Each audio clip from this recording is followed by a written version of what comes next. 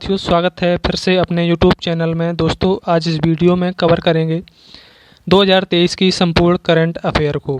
हर एक क्वेश्चन को डिटेल से जानेंगे और अंत में लास्ट में यानी कि आपसे एक क्वेश्चन पूछेंगे, उसका जवाब आपको कमेंट बॉक्स में देना है। तो देखिए, देरी ना करते हुए देखते हैं पहला क्वेश्चन को। पहला क्वेश्चन है, किस टीम ने लगातार तीसरी बार men's national ice hockey championship को 2023 को जीता है?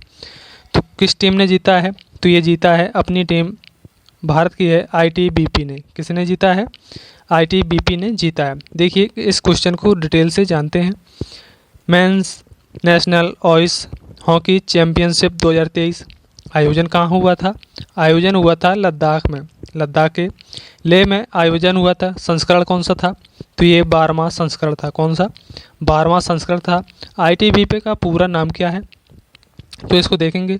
इसका नाम है इंडो तिब्बतन बॉर्डर पुलिस ने लद्दाख स्काउट्स 1-0 से हराकर नेशनल आइस हॉकी चैंपियनशिप 2023 का खिताब अपने नाम किया है। किसने किया है? तो आईटीबीपी ने mains national ice hockey championship 2023 का अपने नाम किया है। अगला क्वेश्चन देखेंगे। अगला क्वेश्चन है, 5वें खेलो इंडिया यूथ गेम्स में सर्वाधिक पदक किस राज्य ने जीते हैं? आपको पता होगा 5वें खेलो इंडिया यूथ गेम्स कहाँ पर हो रहे थे? तो वो हो रहे थे मध्य प्रदेश में। कहाँ पर हो रहे थे? मध्य प्रदेश में। लेकिन सर्वाधिक पदक किस राज्य ने जीते हैं?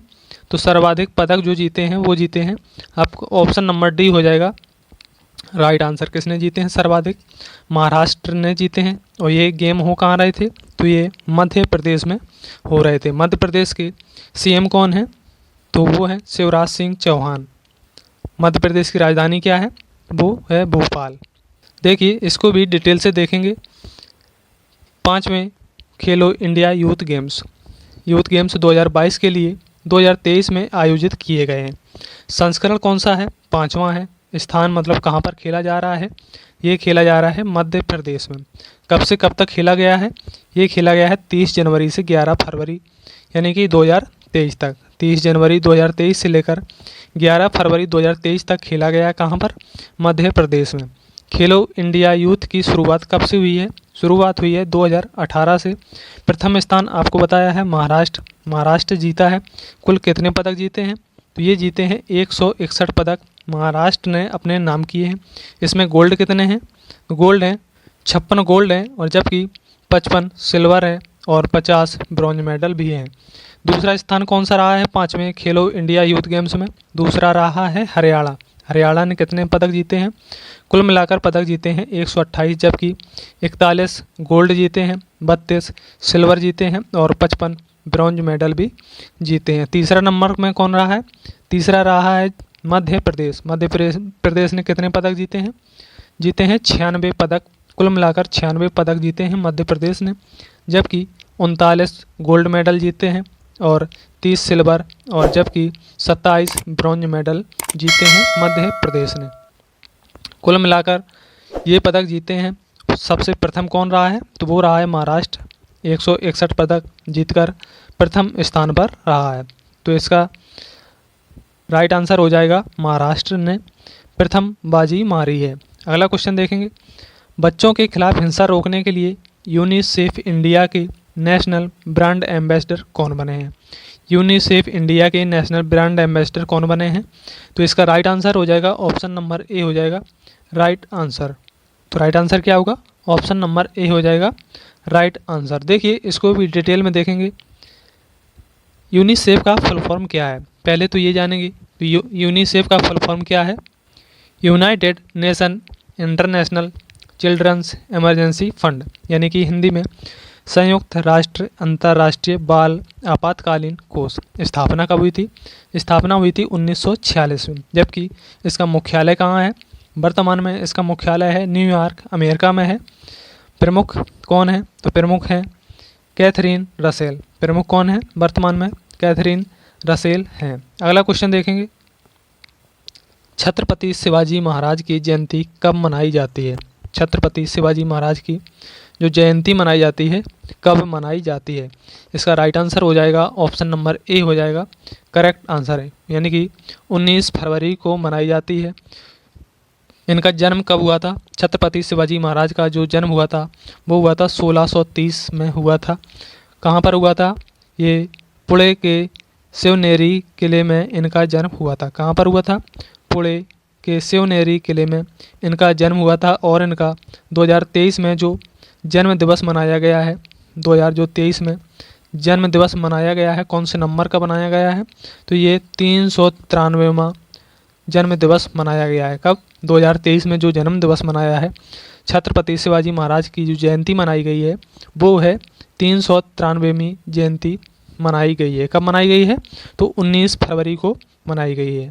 दोस्तों, अगर वीडियो अच्छी लगी तो लाइक करें, और भी क्वेश्चन डिटेल में देखेंगे। अगर नए हैं तो चैनल को ज़रूर सब्सक्राइब कर लें ताकि ऐसे ही वीडियो आपको देखने को मिलते रहेंगे। देखिए, अगला क्वेश्चन है, महाराष्ट्र सरकार ने छत्रपति शिवाजी महाराज की जयंती पर समारोह कहाँ आयोजित किया है? कहाँ पर आयोजित हुआ है? तो इसका राइट आंसर हो जाएगा ऑप्शन नंबर डी, आगरा का किला में। किसका हुआ है? छत्रपति शिवाजी महाराज की जो जयंती मनाई गई, समारोह हुआ है, वो हुआ है आगरा के किला में। देखिए, इस प्रश्न को डिटेल से जानेंगे। महाराष्ट्र सरकार ने उत्तर प्रदेश के आगरा किले की दीवाने आम में छत्रपति शिवाजी महाराज की जयंती कब मनाई है? अभी आपको बताया है 19 फरवरी 2023 को बहुत बड़ा आयोजन हुआ है। आगरा किला में जयंती मनाने का मकसद इसलिए रखा गया क्योंकि वर्ष 1966 में मुगल बादशाह और औरंगजेब छत्रपति शिवाजी महाराज को धोखे से आगरा बुलाकर उनके साथ बदसलूकी की थी। औरंगजेब ने उन्हें 99 दिनों तक कैद रखा था। कितने दिनों तक कैद रखा था? तो 99 दिनों तक कैद रखा था। और ये बहुत इंपॉर्टेंट क्वेश्चन है कि उनकी वर्तमान में जो 2023 में जयंती मनाई गई है, कौन से नंबर की मनाई गई है? तो ये अभी आपको बताया है, तो ये 393वां नंबर का जो इनका जयंती मनाई है, यानी कि जन्म दिवस मनाया है। जन्म दिवस कब हुआ था? अभी आपको बताया, तो ये हुआ था 1630 ईस्वी में इनका जन्म हुआ था। अगला क्वेश्चन देखेंगे।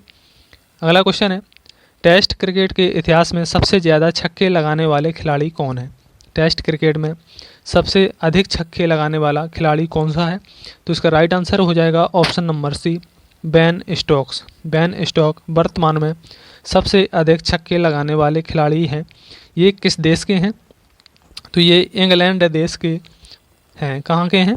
ये इंग्लैंड देश के बेन स्टोक्स खिलाड़ी हैं और सबसे अधिक छक्के लगाना का रिकॉर्ड बेन स्टोक्स के पास है। इसको भी डिटेल से देखेंगे। 18 फरवरी 2023 को इंग्लैंड और न्यूजीलैंड के बीच टेस्ट मैच में 2 छक्के लगाकर स्टोक्स ने विश्व रिकॉर्ड अपने नाम किया है। इन्होंने टेस्ट मैच में अब तक 109 छक्के लगाकर न्यूजीलैंड के पूर्व क्रिकेटर ब्रेंडन मैकुलम 107 का रिकॉर्ड तोड़ा है। पहले किसके नाम था यह रिकॉर्ड? यह रिकॉर्ड न्यूजीलैंड के पूर्व क्रिकेटर हैं ब्रेंडन मैकुलम के नाम है। इन्होंने 107 छक्के लगाकर रिकॉर्ड बनाया था, जबकि वर्तमान में स्टोक्स ने 109 छक्के लगाकर अपना विश्व रिकॉर्ड बनाया है। तो इसका राइट आंसर हो जाएगा बेन स्टोक्स ने अपना विश्व रिकॉर्ड पर अपना नाम किया है। अगला क्वेश्चन देखेंगे। अगला क्वेश्चन है, भारत निर्वाचन आयोग ने मतदाताओं को प्रेरित करने के लिए किस गीत को लॉन्च किया है? ये बहुत इंपॉर्टेंट क्वेश्चन है वर्तमान के लिए कि भारत सरकार ने, आयोग ने, यानी कि मतदाताओं को प्रेरित करने के लिए किस गीत को लॉन्च किया है? तो इसका राइट आंसर हो जाएगा ऑप्शन नंबर सी, मैं भारत हूँ हम भारत के मतदाता हैं। राइट आंसर सी हो जाएगा करेक्ट आंसर। क्या होगा? मैं भारत हूँ हम भारत के मतदाता हैं। बहुत ही इंपॉर्टेंट क्वेश्चन है, आप इसको ध्यान में रखिएगा। अगला क्वेश्चन देखेंगे। यूनेस्को किस विश्वविद्यालय को दुनिया का पहला लिविंग विरासत विश्वविद्यालय घोषित करेगा? किसे घोषित करेगा? तो इसका राइट आंसर हो जाएगा ऑप्शन नंबर ए, विश्व भारती विश्वविद्यालय। किसे करेगा? यानी कि यूनेस्को दुनिया का पहला लिविंग विरासत विश्वविद्यालय घोषित करेगा, वो करेगा विश्व भारती विश्वविद्यालय। ऑप्शन नंबर ए हो जाएगा राइट आंसर। ये कहाँ है? ये पश्चिम बंगाल में है। कहाँ पर है ये? पश्चिम बंगाल पर है। इसकी स्थापना कब हुई थी? इसकी स्थापना हुई थी 1921। विश्व भारती विश्वविद्यालय की स्थापना कब हुई थी? तो ये हुई थी 1921 में। किसने की थी? रविंद्रनाथ टैगोर द्वारा की गई थी। किसके द्वारा की गई थी? रविंद्रनाथ टैगोर द्वारा की गई थी। इसके पहले कुलपति कौन थे? तो देखिए, इसके पहले कुलपति भी रविंद्रनाथ टैगोर जी थे। कौन थे? रविंद्रनाथ टैगोर थे विश्व भारती विश्वविद्यालय के पहले कुलपति। तो इसका राइट आंसर हो जाएगा ऑप्शन नंबर ए हो जाएगा राइट आंसर। अगला क्वेश्चन देखेंगे। अगला क्वेश्चन है, एशिया का सबसे बड़ा एयर शो एरो इंडिया 2023 का आयोजन किस शहर में हुआ है, जिसका उद्घाटन पीएम मोदी जी ने किया है? अभी हाल ही में एरो इंडिया 2023 का उद्घाटन हुआ है। तो ये किस शहर में हुआ है? तो इसका राइट आंसर हो जाएगा ऑप्शन नंबर बी, बेंगलुरु में किया गया है। एरो इंडिया 2023 का आयोजन हुआ है कहाँ पर? बेंगलुरु में। राइट आंसर हो जाएगा option number B correct answer. अगला क्वेश्चन देखेंगे। राष्ट्रीय जनजातीय महोत्सव आदि महोत्सव कहाँ आयोजित हुआ है, जिसका उद्घाटन पीएम नरेंद्र मोदी जी ने किया है? तो कहाँ पर हुआ है आदि? अब अगर से आपसे क्वेश्चन पूछा जाएगा आदि महोत्सव कहाँ मनाया गया है, आदि महोत्सव कहाँ मनाया गया है, तो इसका राइट आंसर हो जाएगा ऑप्शन नंबर ए, दिल्ली में। कहाँ पर मनाया गया है?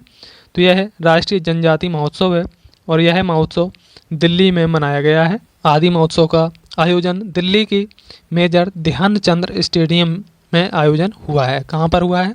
अगर आपसे पूछा जाए कि आदि महोत्सव का आयोजन जो हुआ है किस स्टेडियम में हुआ है, वो हुआ है मेजर ध्यानचंद राष्ट्रीय स्टेडियम है, उसी में इसका आयोजन हुआ है। कहाँ पर?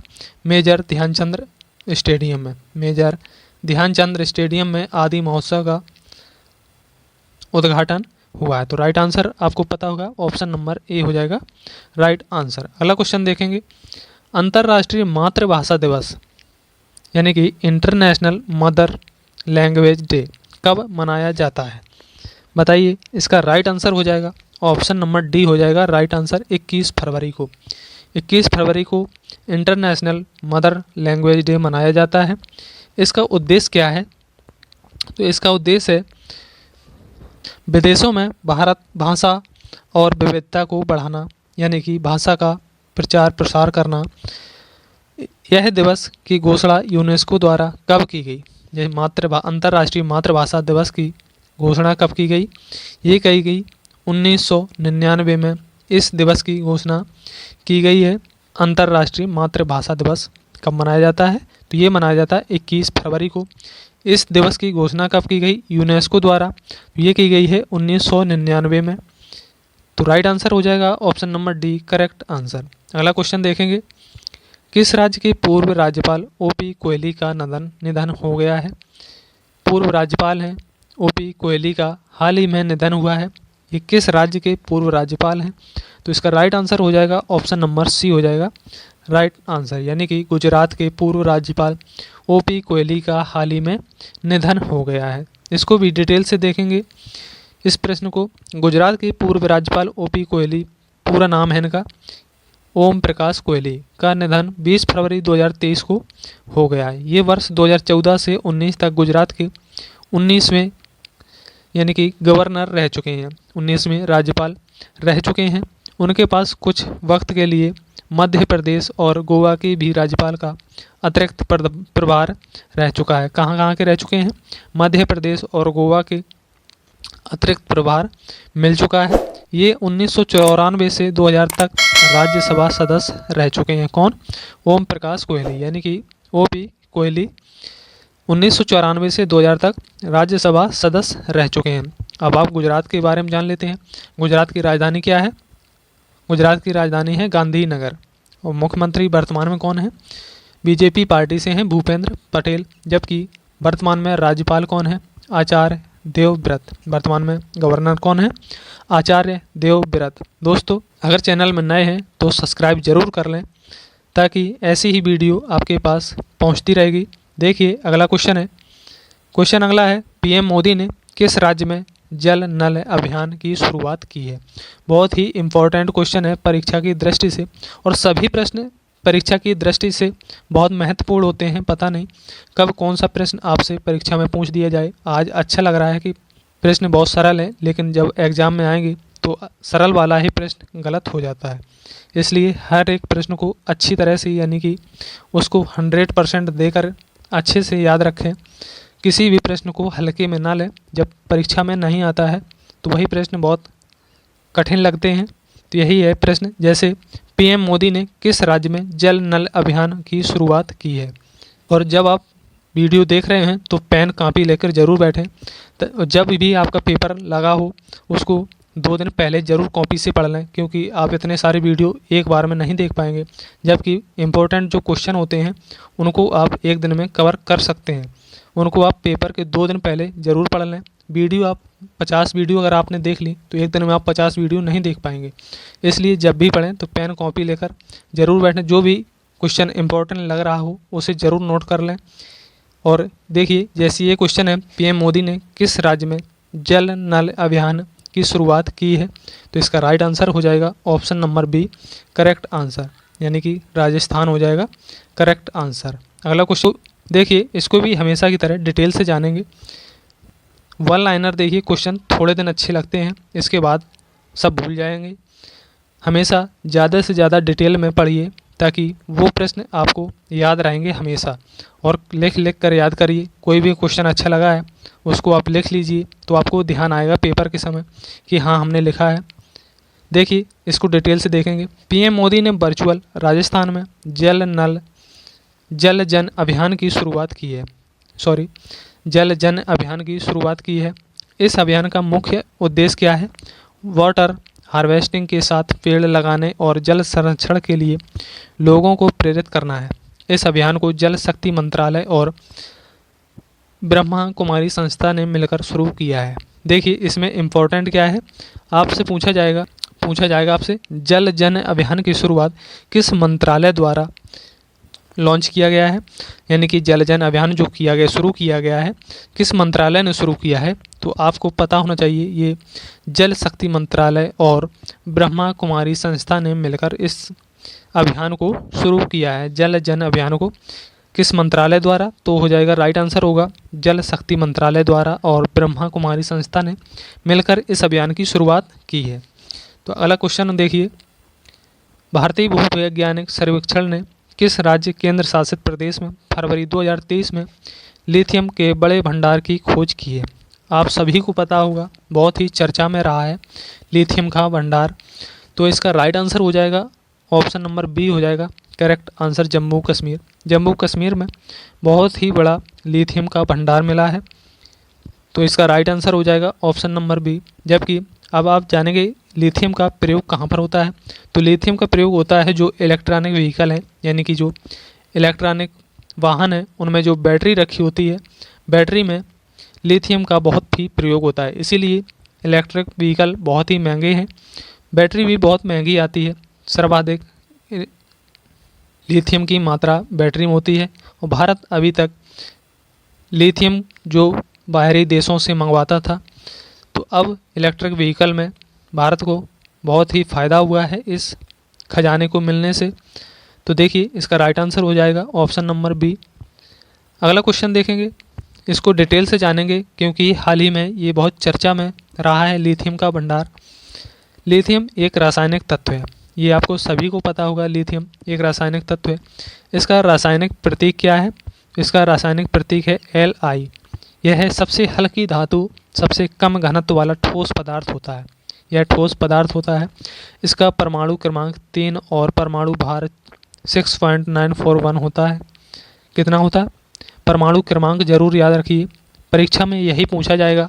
और अब तो भंडार मिला है, हो सकता है अगले वाली जो आपकी परीक्षा हो यही क्वेश्चन सेम आ जाए। जैसे लिथियम का परमाणु क्रमांक कितना होता है, तो 3 होता है, जबकि परमाणु भार कितना होता है, 6.941 होता है। लिथियम का उपयोग मोबाइल, लैपटॉप, इलेक्ट्रिक व्हीकल एवं अन्य चार्जेबल बैटरी बनाने में किया जाता है। यानी कि जो भी चार्ज किया जाता होगा तो उसमें लिथियम का उपयोग जरूर होता है।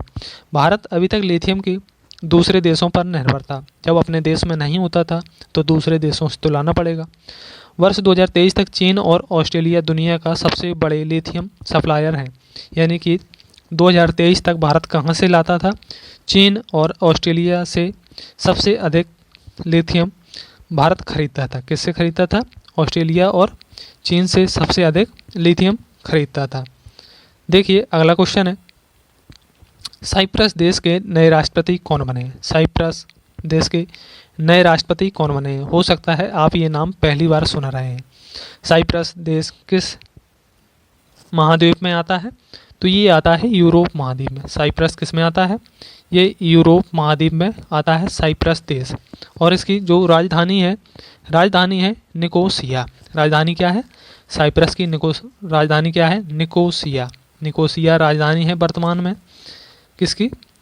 साइप्रस की। जबकि इसकी मुद्रा का क्या है? मुद्रा है यूरो। वर्तमान में साइप्रस देश की मुद्रा क्या है? तो आपसे पूछा जाएगा साइप्रस की राजधानी क्या है, तो वो है निकोसिया। जबकि साइप्रस देश की मुद्रा क्या है? वो है यूरो। और आपको जो साइप्रस देश के नए राष्ट्रपति बने हैं वो हैं निकोस क्रिस्टोडोलाइडिस। बहुत लंबा नाम है, निकोस क्रिस्टोडोलाइडिस। ऑप्शन नंबर बी हो जाएगा राइट आंसर। अगला क्वेश्चन देखेंगे। अगला क्वेश्चन है, क्रिकेट के सभी फॉर्मेट में शतक लगाने वाले पहले भारतीय कप्तान। देखिए क्वेश्चन को आप 2 बार कम से कम अच्छी तरह से पढ़ें। क्रिकेट के सभी फॉर्मेट में शतक लगाने वाले पहले भारतीय कप्तान कौन बने हैं? खिलाड़ी नहीं पूछा है, कप्तान पूछा है। भारतीय कप्तान कौन बने हैं? तो इसका राइट आंसर हो जाएगा ऑप्शन नंबर बी। यानी कि आप फोटो देखकर ही जान गए होंगे कौन है। तो ये है रोहित शर्मा। कौन बने हैं? भारतीय कप्तान कौन बने हैं? क्रिकेट के सभी फॉर्मेट में शतक लगाने वाले पहले भारतीय कप्तान बने हैं Rohit Sharma. Option number B हो जाएगा राइट आंसर। अगला क्वेश्चन है, इसको भी डिटेल से जानेंगे। देखिए रोहित शर्मा ने 10 फरवरी 2023 को नागपुर में ऑस्ट्रेलिया के खिलाफ टेस्ट मैच में बतौर कप्तान अपना पहला टेस्ट शतक लगाया है। इसी के साथ रोहित शर्मा क्रिकेट के सभी फॉर्मेट में शतक लगाने वाले पहले भारतीय कप्तान बन गए हैं। कब शतक लगाए हैं इनने? ओडीआई वर्ष 2017 में 208 रन कप्तान रोहित शर्मा ने बनाए हैं। जबकि टी20 वर्ष 2017 में 118 रन बनाए हैं किसने? कप्तान रोहित शर्मा ने। और टेस्ट में बनाए हैं 2023 में 120 रन किसने? कप्तान जो बने हैं रोहित शर्मा ने। अगला क्वेश्चन देखेंगे, महाराष्ट्र सरकार ने महाराष्ट्र भूषण अवार्ड 2022 देने की घोषणा की है। किसे की है? अवार्ड ये है जो आप देख रहे हैं महाराष्ट्र भूषण अवार्ड, ये महाराष्ट्र का सर्वोच्च पुरस्कार है। यह अवार्ड 2022 का है, लेकिन यह पुरस्कार फरवरी 2023 में दिया जाएगा। किसे दिया जाएगा? तो इसका राइट आंसर होगा option number C, Dattatreya Narayan Dharmadhikari. किसे दिया जाएगा? दत्तात्रेय नारायण धर्माधिकारी को महाराष्ट्र भूषण अवार्ड 2022 का दिया जाएगा। लेकिन यह पुरस्कार 22 का है, 23 में दिया जा रहा है। तो इसका राइट आंसर हो जाएगा ऑप्शन नंबर सी हो जाएगा राइट आंसर। यह पुरस्कार सबसे प्रथम कब दिया गया था, यानी कि शुरुआत कब हुई थी, ये जान लेते हैं। आपसे पूछ दिया जाएगा महाराष्ट्र भूषण अवार्ड का जो शुरुआत हुआ था यह कब हुआ था, तो इसका हुआ था 1996 में। इसकी बात शुरुआत हुई थी, पहली बार यह पुरस्कार प्रदान किए गए थे। ठीक है, कब किए गए थे? महाराष्ट्र भूषण अवार्ड 1996 में सबसे पहले पुरस्कार प्रदान किए गए थे। तो इसका राइट आंसर हो जाएगा option number C, Dattatreya Narayan Dharmadhikari. अगला क्वेश्चन देखेंगे। अगला क्वेश्चन है, राष्ट्रीय डाक टिकट प्रदर्शनी अमृत पैक्स 2023 का आयोजन किस शहर में किया गया? अमृत पैक्स 2023 का आयोजन किस शहर में किया गया है? तो इसका राइट आंसर हो जाएगा option number B correct answer, यानी कि दिल्ली में किया गया है। दिल्ली के किस मैदान में? दिल्ली के प्रगति मैदान में किया गया है। कहाँ पर? दिल्ली के प्रगति मैदान में किया गया है। यह 11 से 15 फरवरी तक इसका आयोजन किया गया है। कब से कब तक किया गया है? 11 से 15 फरवरी तक। कब से कब तक? 11 से 15 फरवरी तक अमृत पैक्स 2023 का आयोजन प्रगति मैदान पर दिल्ली में किया गया है। किसके द्वारा किया गया है? देखिए मतलब इसका उद्घाटन है जो अमृत पैक्स का 2023 का, इसका उद्घाटन किसने किया है? तो अपने केंद्रीय रेल मंत्री अश्विनी वैष्णव द्वारा किया गया है। आप देख रहे होंगे केंद्रीय रेल मंत्री अश्विनी वैष्णव द्वारा किया गया है। किसका उद्घाटन? अमृत पैक्स 2023 का उद्घाटन कहाँ पर? दिल्ली में प्रगति मैदान में 11 से 15 फरवरी के बीच कहाँ पर किया गया है और किसके द्वारा? तो ये रेल मंत्री अश्विनी वैष्णव द्वारा किया गया है आयोजन। कहाँ पर? दिल्ली में। तो इसका राइट आंसर हो जाएगा option number B, correct answer. दोस्तों वीडियो अच्छी लग रही है तो लाइक कर दें ज़रूर, और नए हैं तो चैनल को ज़रूर सब्सक्राइब कर लें। देखिए अगला क्वेश्चन है, बहुत ही इम्पोर्टेंट क्वेश्चन है क्योंकि यह अभी हाल ही में हुआ है। क्या हुआ है? क्वेश्चन आप अच्छी तरह से पढ़िए। किस ग्रह के 12 नए चंद्रमा की खोज, यानी चंद्रमा यानी कि 12 नए उपग्रहों की खोज हुई है। किसके हैं वो? जिससे इसके चंद्रमा की कुल संख्या यानी कि उपग्रहों की कुल संख्या 92 हो गई है और शनि का ग्रह का रिकॉर्ड टूट गया है। यानी कि पहले सबसे अधिक उपग्रह किसके पास थे? वो थे शनि के पास। शनि के पास थे, कितने थे? शनि के पास पहले थे 83, और जबकि वर्तमान में बृहस्पति के पास कितने हैं? वर्तमान में बृहस्पति के पास हो गए हैं 92, यानी कि 12 नए उपग्रह किसको मिले हैं? तो ये मिले हैं बृहस्पति को। यानी कि इस प्रश्न के हिसाब से राइट आंसर हो जाएगा ऑप्शन नंबर डी। क्वेश्चन आपसे ये पूछा जाएगा कि हाल ही में कितने उपग्रहों की खोज हुई है और किस ग्रह को वह उपग्रह मिले हैं? तो ये मिले हैं बृहस्पति को। शनि को आपको बता दिया है कि शनि के पहले 83 थे, अब बृहस्पति के कितने हो गए हैं? वर्तमान में 92 हो गए हैं। यानी कि उपग्रहों की संख्या अब वर्तमान में किसकी है? उपग्रहों की संख्या सबसे अधिक वर्तमान में बृहस्पति ग्रह की हो गई है। तो इसका राइट आंसर हो जाएगा ऑप्शन नंबर हो जाएगा डी, राइट आंसर। अगला क्वेश्चन है, अगला क्वेश्चन देखेंगे। देखिए तुर्की और सीरिया में, यानी तुर्की और सीरिया में आए भूकंप से प्रभावित लोगों को बचाने के लिए भारत ने कौन सा अभियान शुरू किया था? भारत की टीम गई थी, और कहाँ से वो टीम गई थी? तो वो अपने यूपी के वाराणसी से एनडीआरएफ की टीम गई थी। कहाँ पर गई थी? तो तुर्की में गई थी, और वहाँ पर जो टीम गई थी वहाँ पर ऑपरेशन, कोई ना कोई ऑपरेशन जरूर चलाया होगा। तो वहाँ पर जो ऑपरेशन भारत की तरफ से चलाया गया है वह ऑपरेशन का नाम है ऑपरेशन दोस्त। ऑपरेशन दोस्त चलाया गया कहाँ पर? तुर्की में। बहुत ही भयंकर भूकंप आया है। आप अभी पर न्यूज़ में बहुत ही चर्चा में यह भूकंप रहा है। तो देख रहे होंगे आप, तस्वीर से पता लगा सकते हैं कि किस तरह की हालात है। तो यहाँ पर जो ऑपरेशन चलाया गया है, कौन सा ऑपरेशन है? वो ऑपरेशन दोस्त चलाया गया है भारत के द्वारा। तो ये बहुत ही इम्पोर्टेंट क्वेश्चन है, आप इसको ज़रूर नोट कर लीजिए। इस क्वेश्चन को बहुत ही क्वेश्चन आएगा आने वाली परीक्षाओं में। तो अगला क्वेश्चन देखेंगे। खेलो इंडिया विंटर गेम्स 2023 की पदक तालिका में कौन सा राज्य केंद्र शासित प्रदेश पहले स्थान पर रहा है? देखिए आप क्वेश्चन को अच्छी तरह से पढ़ लीजिए। अभी था वो मध्य प्रदेश में हो रहा था 5वां खेलो इंडिया यूथ गेम्स जो था, ये है विंटर गेम्स। विंटर गेम्स 2023 की पदक तालिका में कौन सा राज्य और यानी कि केंद्र शासित प्रदेश पहले स्थान पर रहा है? उसमें कौन था? उसमें महाराष्ट्र था, सबसे अधिक पदक जीते थे। जबकि इस क्वेश्चन के हिसाब से इसका राइट आंसर हो जाएगा ऑप्शन नंबर ए, यानी कि खेलो इंडिया विंटर गेम्स 2023 की पदक तालिका में जम्मू कश्मीर प्रथम स्थान पर रहा है। तो इसका राइट आंसर हो जाएगा ऑप्शन नंबर ए हो जाएगा करेक्ट आंसर। तो इसको भी डिटेल से देखेंगे। जम्मू कश्मीर को खेलो इंडिया विंटर गेम्स 2023 का आयोजन गुलमर्ग जम्मू कश्मीर में हुआ है। कब से कब तक हुआ है? ये हुआ है 10 से 14 फरवरी के बीच हुआ है, यानी कि 10 से 14 फरवरी तक हुआ है। संस्करण कौन सा है? संस्करण हुआ है तीसरा संस्करण हुआ है। प्रथम स्थान आपको पता है जम्मू कश्मीर, जबकि दूसरा महाराष्ट्र है। पहला जो जम्मू कश्मीर है, कुल मेडल कितने जीते हैं? तो जम्मू कश्मीर ने कुल 76 मेडल जीते हैं। कितने जीते हैं?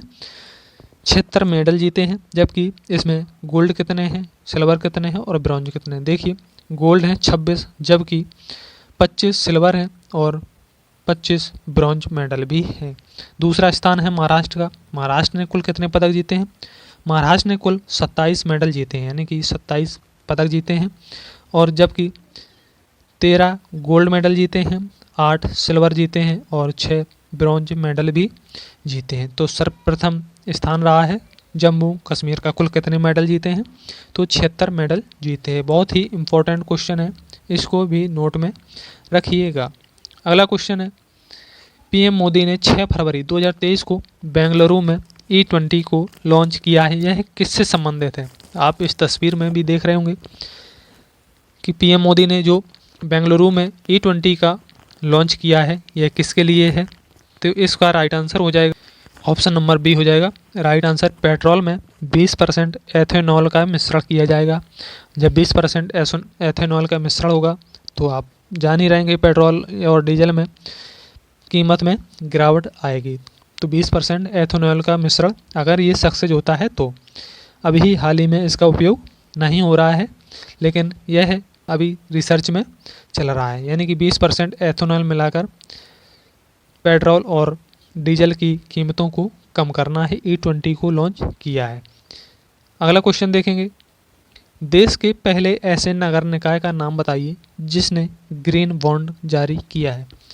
किसने हाल ही में किया है ग्रीन बॉन्ड जारी? तो इसका राइट आंसर हो जाएगा ऑप्शन नंबर बी इंदौर नगर निगम मध्य प्रदेश। किसने किया है ग्रीन बॉन्ड जारी? तो ये मध्य प्रदेश ने किया है। किसके द्वारा? सीएम हैं वहाँ के शिवराज सिंह चौहान द्वारा ग्रीन बॉन्ड जारी किया है। इसको भी डिटेल से देखेंगे। ग्रीन बॉन्ड क्या है आप ये पहले जानेंगे। जब कोई संस्था कोई बॉन्ड जारी करे या उसका उपयोग ग्रीन ऊर्जा से आप समझ गए होंगे इंफ्रास्ट्रक्चर को डेवलप करने के लिए किया जाए तो उसे ग्रीन बॉन्ड कहते हैं। इंदौर नगर निगम देश की पहली नगर निगम निकाय बनी है जिसने ग्रीन बॉन्ड जारी किया है। इसके माध्यम से 244 करोड़ रुपए प्राप्त किए गए हैं। इस रकम का इस्तेमाल करके 60 मेगावाट के सोलर पावर प्लांट लगाए जाएंगे जिसे ग्रीन बॉन्ड कहते हैं। अगला क्वेश्चन देखेंगे, कितने लाख? ये क्वेश्चन बहुत ही 2023 के लिए इम्पोर्टेंट है कि कितने लाख अमीर लोगों ने वर्ष 2022 में भारत की नागरिकता छोड़ दी है, यानी कि भारत से चले गए हैं, किसी अन्य देश की उन्होंने नागरिकता ग्रहण कर ली होगी या कर ली है। तो इसका राइट आंसर हो जाएगा ऑप्शन नंबर सी हो जाएगा राइट आंसर 2.25 लाख, यानी कि ऑप्शन नंबर सी हो जाएगा राइट आंसर। ये जानकारी किसने दी है कि इतने लोगों ने भारत की नागरिकता छोड़ दी है? तो विदेश मंत्री वर्तमान में कौन है? एस जयशंकर द्वारा यह सूचना लिखित रूप से दी गई है।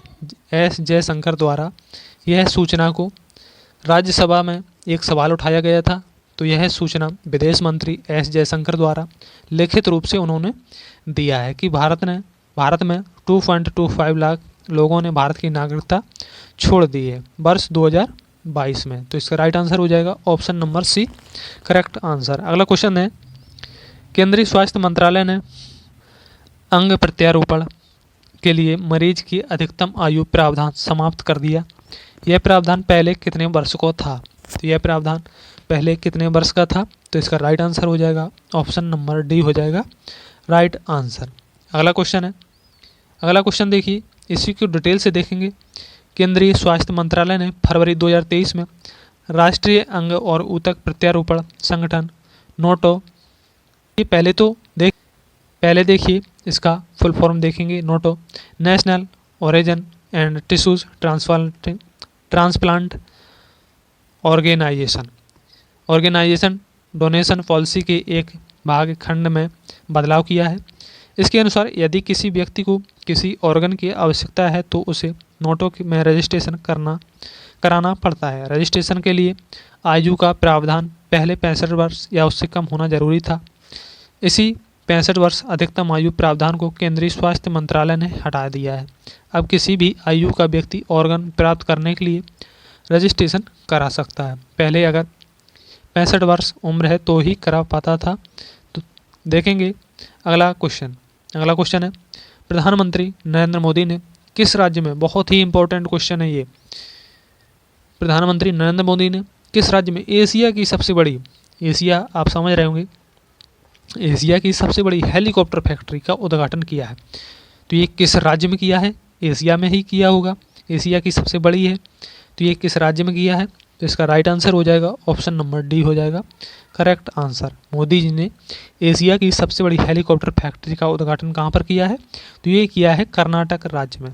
कर्नाटक की राजधानी क्या है? आप कमेंट में ज़रूर बताएं कि कर्नाटक की राजधानी क्या है। अगला क्वेश्चन है, देखिए इसको डिटेल से जानेंगे। प्रधानमंत्री मोदी कर्नाटक की अपनी यात्रा के दौरान सोमवार को तुमकुरू में हिंदुस्तान एरोनॉटिक्स लिमिटेड के हेलीकॉप्टर कारखाने को देश को समर्पित करेंगे। प्रधानमंत्री नरेंद्र मोदी ने 6 फरवरी 2023 को कर्नाटक के तुमकुरू में हिंदुस्तान एरोनॉटिक्स लिमिटेड के हेलीकॉप्टर मैन्युफैक्चरिंग यूनिट का उद्घाटन किया है। कब किया है? तो ये सोमवार 6 फरवरी 2023 को किया है। यह फैक्ट्री एशिया की सबसे बड़ी हेलीकॉप्टर फैक्ट्री है। हेलीकॉप्टर फैक्ट्री है कर्नाटक में, एशिया की सबसे बड़ी हेलीकॉप्टर फैक्ट्री है। यह कितनी एकड़ में है? तो यह है 615 एकड़ में। यह फैक्ट्री का फैलाव है, यानी कि विस्तार है, फैली हुई है कितने में? 615 एकड़ में हेलीकॉप्टर फैक्ट्री जो है एशिया की सबसे बड़ी फैक्ट्री है। ये 615 एकड़ ज़मीन पर फैली हुई है। अगला क्वेश्चन देखेंगे। अगला क्वेश्चन है, किस पूर्व भारतीय क्रिकेटर को नेपाल नेशनल क्रिकेट टीम का मुख्य कोच नियुक्त किया गया है? तो किसे किया है? तो इसका राइट आंसर हो जाएगा option number A, Monty Desai. Monty Desai को भारतीय क्रिकेटर को नेपाल नेशनल क्रिकेट टीम का मुख्य कोच नियुक्त किया गया है। तो इसका राइट आंसर हो जाएगा option number A, correct answer. अगला क्वेश्चन देखेंगे, क्वाड देशों, क्वाड देश में पहले तो ये जानेंगे क्वाड देश में कौन कौन से देश आते हैं। तो ये आते हैं, इंडिया भी आता है क्वाड देश में, जापान, अमेरिका और ऑस्ट्रेलिया ने साइबर सुरक्षा में सुधार के लिए एक सार्वजनिक अभियान लॉन्च किया गया है। उस अभियान का नाम क्या है जो लॉन्च किया गया है? क्वाड देशों ने जो साइबर सुरक्षा के लिए एक अभियान को लॉन्च किया है उसका नाम है, ऑप्शन नंबर बी हो जाएगा राइट आंसर, यानी कि Quad cyber challenge. Option number C हो जाएगा राइट आंसर। ये जानना बहुत ज़रूरी है कि क्वाड देशों में कौन कौन से देश आते हैं। क्वाड देश में 4 देश आते हैं, कौन कौन से? इंडिया, जापान, अमेरिका और ऑस्ट्रेलिया। तो इसने जो अभियान को लॉन्च किया है वह उसका नाम है क्वाड साइबर चैलेंज। ये किस लिए लॉन्च किया है? तो ये किया है साइबर सुरक्षा के लिए, क्वाड साइबर चैलेंज को लॉन्च किया गया है। तो इसका राइट आंसर हो जाएगा option number B, correct answer. अगला क्वेश्चन है, यूपीआई पर क्रेडिट कार्ड को सपोर्ट करने वाला भारत का पहला ऐप कौन बन गया है? यूपीआई आप समझ रहे होंगे, पैसे का लेन देन होता है। तो इसको जो सपोर्ट करने वाला भारत का पहला ऐप कौन सा बना है? तो इसका राइट आंसर हो जाएगा option number C, MobiKwik. MobiKwik UPI पर सपोर्ट करने के लिए भारत का पहला ऐप बन गया है, मोबीक्विक। राइट आंसर हो जाएगा ऑप्शन नंबर सी हो जाएगा राइट आंसर। अगला क्वेश्चन है, काला घोड़ा फेस्टिवल 2023 का आयोजन किस शहर में किया गया है? आपसे पूछा जाएगा क्वेश्चन, काला घोड़ा फेस्टिवल कहाँ पर मनाया जाता है? तो इसका राइट आंसर हो जाएगा ऑप्शन नंबर सी हो जाएगा राइट आंसर। ये मुंबई में मनाया जाता है। तो इसकी शुरुआत कब हुई थी ये जानना बहुत ज़रूरी है। तो इसकी शुरुआत हुई थी काला घोड़ा फेस्टिवल की, ये हुई थी 1999 में शुरुआत हुई थी। अगला क्वेश्चन देखेंगे। अगला क्वेश्चन है, नीति आयोग के नए सीईओ कौन बने हैं? ये जानना बहुत ज़रूरी है, बहुत ही इंपॉर्टेंट क्वेश्चन है क्योंकि हाल ही में बदले गए हैं नीति आयोग के सीईओ। तो इसका राइट आंसर हो जाएगा option number D, Vijay Malhotra. Vijay Malhotra NITI Aayog के वर्तमान में सीईओ बन गए हैं। आपको नीति का फुल फॉर्म बताना है। नीति का फुल फॉर्म क्या होता है? NITI। NITI का फुल फॉर्म बताना है नीति आयोग का। तो इसका राइट आंसर हो जाएगा ऑप्शन नंबर डी हो जाएगा राइट आंसर। अगला क्वेश्चन देखेंगे। सॉरी दोस्तों, इसका राइट आंसर हो जाएगा BVR सुब्रमण्यम नीति आयोग के सीईओ बने हैं। इन्होंने किसका स्थान लिया है? तो इन्होंने स्थान लिया है परमेश्वरन अय्यर का। किसका स्थान लिया है? इन्होंने परमेश्वरन अय्यर का स्थान लिया है। किसने? तो BVR सुब्रमण्यम जी ने किसका स्थान लिया है? परमेश्वरन अय्यर का स्थान लिया है। परमेश्वरन अय्यर अब क्या बन गए हैं? तो परमेश्वरन अय्यर वर्ल्ड बैंक के कर्मचारी निदेशक बन गए हैं। कौन? परमेश्वरन अय्यर। तो इस क्वेश्चन के हिसाब से इसका राइट आंसर हो जाएगा जो नीति आयोग के सीईओ कौन बने हैं? तो ये बने हैं सुब्रमण्यम, BVR सुब्रमण्यम। इसका हो जाएगा राइट आंसर कौन सा? BVR सुब्रमण्यम। राइट आंसर हो जाएगा सी, करेक्ट आंसर। अगला क्वेश्चन देखेंगे। अगला क्वेश्चन है दोस्तों, ये क्वेश्चन है, अभी हाल ही में 20 फरवरी 2023 को मुंबई में आयोजन हुआ है दादा साहेब फाल्के पुरस्कार, जो अभी हाल ही में वितरित हुए हैं। ये अगर आपने वीडियो नहीं देखी है तो इसका लिंक आपको डिस्क्रिप्शन में मिल जाएगा। अभी हाल ही में देखिए, Dada Saheb Phalke international film festival award 2023 का आयोजन मुंबई में किया गया है। कब किया गया है? 20 फरवरी 2023 को किया गया है। ये क्वेश्चन आपके लिए है, Dada Saheb Phalke international film festival award 2023 का film of the year award किसे दिया गया है? तो इसका राइट आंसर आपको कमेंट बॉक्स में देना है। अगर आपने अभी तक दादा साहेब फाल्के पुरस्कार का वीडियो नहीं देखा है तो आप डिस्क्रिप्शन में लिंक दी गई है, उसमें ज़रूर देख लें। आपकी आने वाली परीक्षाओं के लिए बहुत ही उपयोगी हो सकता है। 1 या 2 क्वेश्चन उससे ज़रूर पूछे जाते हैं। अगर आपको इसका राइट आंसर पता है तो आप इसका जवाब कमेंट बॉक्स में दे सकते हैं, और आपको कितने क्वेश्चनों का सही आंसर पता था आप अपना स्कोर भी कमेंट बॉक्स में शेयर कर सकते हैं। दोस्तों, अगर आज की वीडियो अच्छी लगी हो तो लाइक करना, नए हैं तो चैनल को ज़रूर सब्सक्राइब करना, ताकि बेल आइकन ज़रूर प्रेस कर लेना, ताकि हर वीडियो का नोटिफिकेशन आपके पास सबसे पहले पहुंचे। और ऐसी जानकारी के लिए चैनल को ज़रूर सब्सक्राइब कर लें। धन्यवाद।